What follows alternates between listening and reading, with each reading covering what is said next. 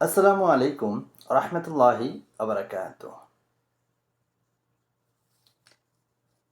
ক্ষোভে ফেটে পড়েছে শিক্ষার্থীরা, আন্দোলনকারীদের নতুন কর্মসূচি কোটা সংস্কার নিয়ে, মানে কোটা বাতিল নিয়ে।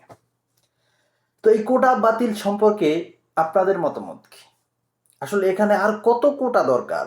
এই যে আজকে 53 বছর প্রায় মনে হয় আমাদের, এত বছর যাবত তো কোঠা খাইলেন, বাতা খাইলেন, এমন খাইলেন, হেমন খাইলেন, আর কত ভাই, আর কত?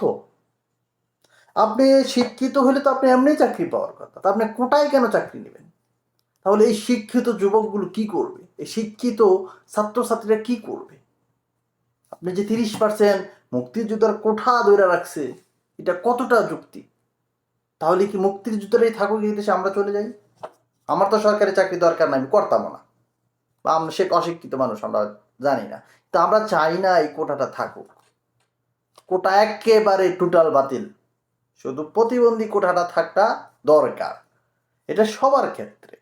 আর বাকি যত কোড়া মোড়া আছে এগুলো না থাকাটা আমি মনে করি বেটার, একবারে বাতিল করা হোক। আপনাদের মতামত বলে যাবেন যে কোটাটা আপনারা কি চান। আর একটা প্রশ্ন আমার, আপনার দাদাই যুদ্ধ করছে, তো আপনার দাদা যুদ্ধ বিক্রি করে আপনি চাকরি নিতে চান কেন? এটা কোন ধরনের? হ্যাঁ, ইজ্জত যদি থাকতো তাহলে এই কথাই কইলেন নইলে। আপনাদের দাদাদেরকে এখন মানুষ কেমনে সম্মান করবে? আপনার দাদার যুদ্ধ যে ইয়াটা, সেটা বিক্রি করে আপনারা চাকরি নিতে চান? আপনার যোগ্যতায় চাকরি নেন। যারা আজকে মুক্তিযোদ্ধার নাতিরা যারা বলেন যে কোটা দরকার, আরে ভাই তুমি তোমার দাদারটা বেচ্ছে কেন নাও? তোমার বাপেও নিব, তুমিও নিবা, এটা কি পাইছো? এমনি তো দেশে স্বাধীনের ৭০টা বাজায় লাইছে, কি স্বাধীন যা আছে। তারপর আবার ইয়া চায় মুক্তিযোদ্ধা করে অন্য জীবন পর হ্যাঁ খালি হয়ে দিয়ে যে মনটা। হ্যাঁ, এই কারণে মানুষ এখন সম্মান করে না, বুঝছেন? যারা ওই যে মুক্তিযোদ্ধার নাতিরা আছেন না, এখন মুক্তিযোদ্ধাকে মানুষ সম্মান জানাইতে চায় না। কেন জানাইবো?